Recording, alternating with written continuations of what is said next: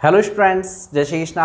आज मैं आप लोगों के साथ एक ऐसी तुक्का ट्रिक शेयर करने जा रहा हूं जो डेफिनेटली आपको एग्ज़ाम हॉल में कुछ ना कुछ बेनिफिट पहुंचाएगी। ये पूरी की पूरी ट्रिक काफ़ी ज़्यादा एक्सपेरिमेंटली बेस्ड है। मैंने इस पर कम से कम 3 to 4 टाइम एक्सपेरिमेंट किया है 20 स्टूडेंट्स के ग्रुप में। जिन स्टूडेंट्स को, मान लीजिए बायोलॉजी के स्टूडेंट्स हैं तो उनको कॉमर्स के ऐसे क्वेश्चंस दिए गए जिनमें वो कुछ भी नहीं कर सकते, बट 20 क्वेश्चंस उनको जब दिए गए और उनमें तुक्का लगाने को बोला गया। जब इस ट्रिक के साथ तुक्का लगाया तो उसके काफ़ी अमेजिंग रिजल्ट्स थे। और मैं आपको डेफिनेटली इस चीज़ को बता रहा हूँ, जब आप इस ट्रिक को यूज़ करेंगे तो आपको इससे कुछ ना कुछ फ़ायदा ज़रूर होगा। मैं ये नहीं कहता कि आप इससे सिलेक्ट हो जाएंगे, और ये ट्रिक सिलेक्शन के लिए बिल्कुल है भी नहीं, ये भी याद रखिएगा। ये ट्रिक सिलेक्शन के लिए बिल्कुल नहीं है, ये ट्रिक आपके कुछ मार्क्स को इंक्रीज़ करने के लिए। मैं वीडियो को स्टार्ट करने से पहले, ट्रिक बताने से पहले आप लोगों को 2 बातें क्लियर कर देता हूँ। एक तो ये ट्रिक काफ़ी ज़्यादा एक्सपेरिमेंटली बेस्ड है, तो इसमें अप्रॉक्सीमेटली 90 to 95% चांस है कि आपके मार्क्स बढ़ेंगे ही बढ़ेंगे। बट दूसरी कंडीशन ये है कि ये एक्सपेरिमेंटली बेस्ड ट्रिक है। इस ट्रिक में मान के चलिए कि जब मैंने इसके ट्रायल्स किए तो 20 स्टूडेंट्स के ऊपर ट्रायल किया गया है, तो उसमें से 17 स्टूडेंट्स ऐसे हुए एवरेज जिन्होंने अपने मार्क्स को कुछ ना कुछ बढ़ा लिया। 2 स्टूडेंट्स अप्रॉक्सीमेटली ऐसे रहे जो अपने मार्क्स को ना बढ़ा पाए ना घटा पाए, या किसी ने 1 नंबर बढ़ा लिया। ओके, जबकि 1 स्टूडेंट ऐसा था जिसने अपने 2 मार्क्स माइनस कर लिए। ओके, 20 क्वेश्चंस एंड 20 स्टूडेंट्स के ऊपर किए गए 3 टाइम्स ये ट्रायल है। ओके, चलिए, तो इस ट्रिक को पहले एक और चीज़ क्लियर कर देता हूँ। इस ट्रिक में मैं आपको वैसे 4 पॉइंट बताने वाला हूँ, और वो चारों पॉइंट से आप अपने काफ़ी अच्छे मार्क्स अचीव कर सकते हैं इससे। बट ये लगानी कब है? ये लगानी तब है जब आप अपना पूरा पेपर ईमानदारी से, मेहनत के साथ इसको पूरा अटेम्प्ट कर चुके हो। देन आफ्टर आपके 10 क्वेश्चंस, 20 क्वेश्चंस आपके बचे हैं जिनमें आपको कुछ भी नहीं आ रहा है, वहाँ इसको आपको लगाना है। मान के चलिए कि 20 क्वेश्चंस आपके पास बचे हुए हैं, आपने नीट का एग्जाम दिया या कोई और एग्जाम दिया जिसमें 160 क्वेश्चंस आपने कर लिए और 20 क्वेश्चंस बचे हैं या 30 क्वेश्चंस बचे हैं, 10 क्वेश्चंस बचे हैं। तो उन 10 क्वेश्चन, 20 क्वेश्चन में आपको क्या मिलने वाला है? कुछ भी नहीं मिलने वाला, 0 मिलने वाला है। बट उस 0 को हम प्लस में कैसे कन्वर्ट कर सकते हैं? उससे हम 5 मार्क्स, 10 मार्क्स, 8 मार्क्स, 20 मार्क्स कैसे बढ़ा सकते हैं जिन क्वेश्चंस में हमें कुछ नहीं आ रहा है? वो चीज़ आज हम इसमें डिस्कस करने वाले हैं। ओके स्टूडेंट्स, तो काफ़ी ज़्यादा अच्छे तरीके से आपको इस चीज़ को समझना है। 4 पॉइंट्स मैं आपको रिमाइंड कराऊंगा इसमें। ये 4 पॉइंट्स में से 2 पॉइंट्स ऐसे होंगे जिनके बारे में आपको पहले से अंदाजा होगा, बट 2 पॉइंट्स मैं आपको ऐसे बताने वाला हूँ जो वहाँ पे भी काम करेंगे जहाँ आपको कोई आइडिया नहीं है क्वेश्चन का, बट आप उस तरीके से फिलिंग करेंगे, सीक्वेंस फिलिंग वाली चीज़ें जब आप करेंगे तो आपको डेफिनेटली मार्क्स बढ़ के आएंगे। ठीक है ना? पहले मैं आपको इस चीज़ को प्रूव कर देता हूँ कि तुक्का ट्रिक सही है या गलत है। तुक्का सही लगाना सही है या गलत है? तुक्का लगाना सही है या गलत? मान के चलिए कि आपने 4 क्वेश्चंस पे तुक्का लगाया है, सिर्फ 4 क्वेश्चंस पे आपने तुक्का लगा दिया। तो 4 क्वेश्चंस में से तुक्का लगाएंगे तो आप ही बताइए कि पॉसिबिलिटी क्या है? पॉसिबिलिटी क्या है कि आपके कितने क्वेश्चन सही होंगे, कितने गलत होंगे? तो चाहे आप मैथमेटिकली देख लें, चाहे किसी भी तरफ से देख लें, 1 क्वेश्चन इसमें सही होगा, 3 क्वेश्चन गलत होंगे। तो हमारे मान लीजिए 3 क्वेश्चंस इनकरेक्ट हो गए और 1 क्वेश्चन करेक्ट हो गया। तो क्या होगा?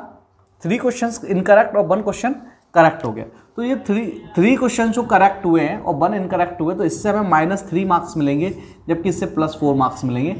तो टोटली आपको क्या मिला? +1 मार्क्स। मतलब कि इन चारों क्वेश्चंस में आपको कुछ भी नहीं आता था, बट फिर भी आप अपना +1 मार्क्स बढ़ा चुके हैं। अब यही ट्रिक को जब आप 20 क्वेश्चंस पर अप्लाई करेंगे तो 25% क्वेश्चंस तो सही होंगे ही। तो उस हिसाब से 5 क्वेश्चंस आपके करेक्ट होंगे और 15 आपके इनकरेक्ट होंगे। -15 मार्क्स एंड +20 मार्क्स, +5 मार्क्स आपके बढ़ जाएंगे। ये तुक्का लगाना सही है या गलत है, इस चीज़ को प्रूव करने के लिए मैंने लिखा है। ये मेरी कोई ट्रिक नहीं है कि जब आप नेचुरली भी 4 क्वेश्चंस पे तुक्का लगाते हैं तो आपको दिखता है कि उसमें से 1 नंबर तो आपका बढ़ ही जाता है। 20 क्वेश्चंस पे आपने लगाया तो 5 नंबर तो आपके बढ़ ही गए। अब जब आप यही तुक्के, ये तो आप अपने आप लगाओगे तब इतने बढ़ जाएंगे, बट जब आप यही तुक्के मेरे तरीकों से लगाएंगे तो आपके मार्क्स जो प्लस हुए हैं। इसके 10 भी हो सकते हैं, 20 भी हो सकते हैं, 25 भी हो सकते हैं और 35 क्वेश्चंस भी आपके हो सकते हैं जब आप प्रॉपर तरीके से ट्रिक को अप्लाई करेंगे। बट मैं आपको बता रहा हूँ जनरली आपके बढ़ने तो हैं ही हैं, ये चीज़ में कोई संदेह नहीं रखना है आपको। ओके ठीक है, चलिए तो स्टार्ट करते हैं ट्रिक को। काफ़ी शॉर्ट तरीके से मैं आपको चारों पॉइंट्स को रिमाइंड करा देता हूँ कैसे आपको यूज़ करना है। बट स्टार्ट करने से पहले एक और लास्ट बात, इस पूरी ट्रिक को यूज़ करना ना करना आपकी सेल्फ रिस्पॉन्सिबिलिटी है।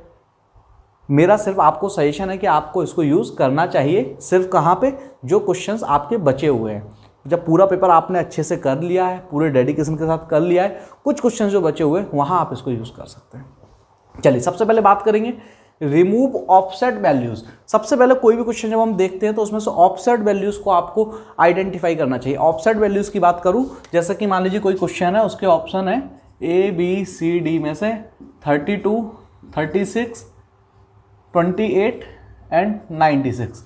तो इसमें से ये वाली जो वैल्यू है आपको दिख रहा है कि यार ये तो बिल्कुल डिफरेंट आंसर ही है, ये तो नहीं होगा ना भाई। वो आपको देगा तो इनमें से कैलकुलेट करने को देगा। ये अगर इतना ही डिफरेंट आंसर होता तो कोई भी यूँ ही लगा के आ जाता। तो जनरली ये आंसर नहीं होता, तो आप एक ऑप्शन एलिमिनेट कर सकते हैं। आपके पास 3 ऑप्शन ही अब बचे हुए हैं, तो जब आप 3 ऑप्शंस में से किसी एक पे तुक्का लगाएंगे तो आपका ये परसेंटेज ऑटोमेटिकली बढ़ जाएगा। ठीक है ना। अब इन 3 में से भी किस पे लगाना चाहिए हम अभी आगे नेक्स्ट पॉइंट्स में बात करने वाले हैं। ठीक है ना। चलिए सेकंड पॉइंट की हम बात करते हैं, एलिमिनेशन टेक्निक। एलिमिनेशन का एक मेथड तो ऑफसेट वैल्यूज है ही, बट कई और मेथड्स भी होते हैं। आप किसी भी इंस्टीट्यूट में पढ़ते हैं, वहाँ पे आपने कुछ प्रिपरेशन की है, तो कोई क्वेश्चन के 4 ऑप्शन में से आपको ये नहीं आता कि इसका सही आंसर क्या है, बट ये कई बार ज़रूर आता है कि ये वाला आंसर तो नहीं है, ये 2 आंसर तो नहीं है, इन 2 में से सही है दोनों। तो इस तरीके से आपको पहले अपने ऑप्शंस को रिमूव करना चाहिए, कुछ ऑप्शंस को एलिमिनेट कर देना चाहिए, जिससे 2 ऑप्शंस करेक्ट बचे रह जाएं या 3 ऑप्शंस करेक्ट बचे रह जाएं। तो आप उसमें जब तुक्का लगाएंगे, आप अपने नेक्स्ट मेथड से जब तुक्का लगाएंगे तो आपका ये स्कोर बढ़ेगा, ये स्कोर आपका ऑटोमेटिकली बढ़ेगा। ऑफसेट वैल्यूज एंड एलिमिनेशन वाली टेक्निक जो होती है ये काफ़ी कॉमन है, कई जगहों पे बच्चों को बताई जाती है, सिखाई जाती है। लेकिन अब जो मैं आपको 2 चीज़ें और बता रहा हूँ, ये वाली टेक्निक थोड़ी सी स्पेशल है। ओके चलिए, तो पहले तो हम इस टेक्निक में समझेंगे मिडिल विंडो। जो हमारा थर्ड पॉइंट है वो है मिडिल विंडो। मिडिल विंडो की जब मैं बात करूं तो मिडिल विंडो क्या है? मिडिल विंडो मीन्स कि जब आपने मान लीजिए ऑफसेट वैल्यू से को रिमूव कर दिया तो आपके 3 ऑप्शंस बचे रह गए। एलिमिनेशन टेक्निक यूज किया तो मान लीजिए 3 या 2 कुछ ऑप्शंस आपके बचे रह गए, तो इनमें से भी किसको तुक्का लगाया जाए, इनमें से भी किसको फिल किया जाए, ये चीज़ हम देखते हैं मिडिल विंडो से।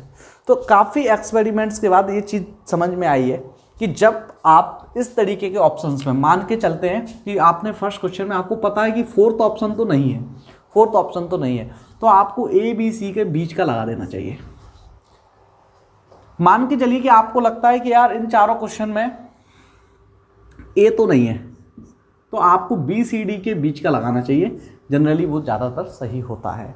अगर आपको लगता है कि A और B में ये दोनों नहीं है, तो C और D में से आपको C को लगाना चाहिए।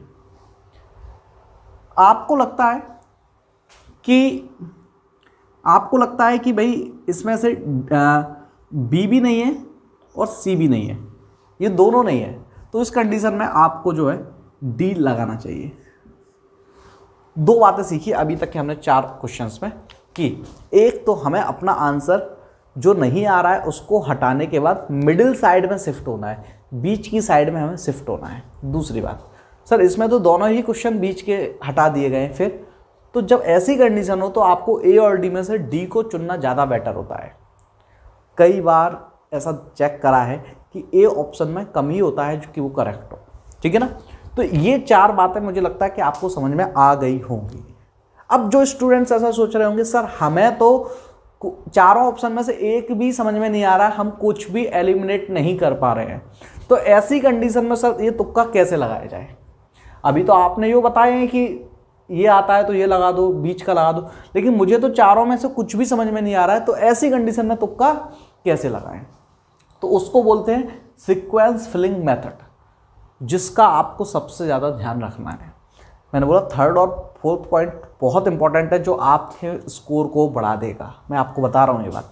चलिए, तो जब भी आपको नहीं आ रहे हो, कुछ भी अब आइडिया नहीं लग रहा है आपने अपना पूरा पेपर ईमानदारी से मेहनत के साथ अटेम्प्ट कर लिया है, अब आपके 20, 30, 15 क्वेश्चन छूट रहे हैं, तो उनमें जो मैं आपको सजेशन देता हूं कि जब आपको सीक्वेंस फिलिंग करनी है तो ये तरीका बिल्कुल गलत है कि इकट्ठे ए भर दिए या डी भर दिए, बी भर दिए। नहीं, ऐसा करोगे बहुत लॉस में रहोगे।